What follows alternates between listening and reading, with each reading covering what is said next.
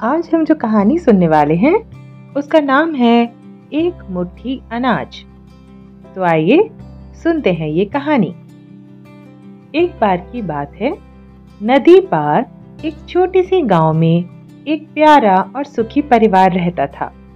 उस परिवार में थी दादी माँ, बाबूजी और नन्हा गोपी।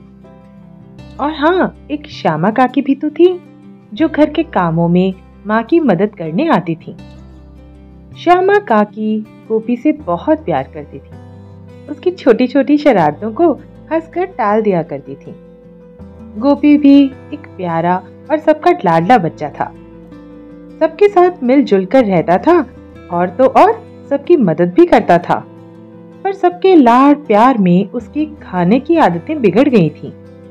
कभी जो घर में बना होता उसे देखकर मुंह चिढ़ाता, तो कभी खाना प्लेट में ही छोड़कर उठ जाता। माँ को गोपी की इस खाना बर्बाद करने की आदत से बड़ा बुरा लगता। उन्होंने उसे कई बार समझाया भी था कि खाना यूं वेस्ट नहीं करना चाहिए, पर उसे समझ ही नहीं आता था। गोपी को खाने का महत्व समझाने के लिए माँ ने उसे घर के अनाज गोदाम से रोज खाना बनाने के लिए अनाज मंगवाना शुरू कर दिया। अब गोपी रोज बर्तन लेकर जाता और अनाज भरकर नाचता कूदता रसोई में माँ को दे आता। लेकिन इस नाच कूद में भी वह कुछ न कुछ अनाज जमीन पर गिराता जाता।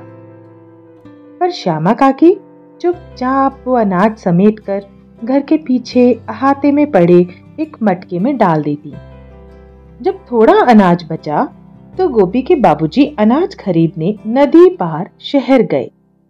वो लौट भी न पाए थे कि नदी में बाढ़ आ गई। पूछताछ से पता चला कि पानी उतरने में तो अभी कई दिन लग जाएंगे। घर में थोड़ा सा ही अनाज बचा था। माँ ने जैसे तैसे करके दिन का खाना तो बना दिया, पर रात को गोपी को भूखा ही सोना पड़ा।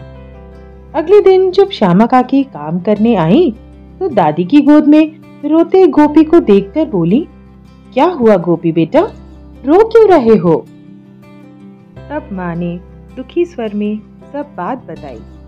पूरी बात सुनकर काकी मुस्कुराई और गोपी का हाथ पकड़कर उठाते हुए बोली, चलो तुम्हें कुछ दिखाती हूँ। वो गोपी को पीछे वाले अहाते में ले गई।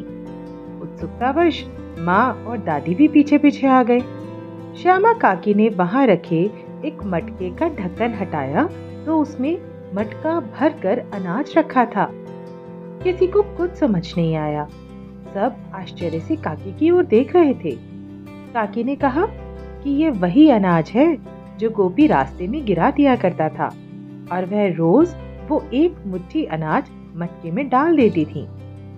गोपी श्यामा काकी को गले लगाकर रो पड़ा। अब गोपी को खाने की कीमत समझ आ गई थी। तो कैसी लगी आपको आज की ये कहानी? यदि आपको ये कहानी पसंद आई हो तो इसे अपने दोस्तों के साथ शेयर कीजिए और इस चैनल को लाइक व सब्सक्राइब कीजिए। मिलते हैं अगली कहानी के साथ। धन्यवाद।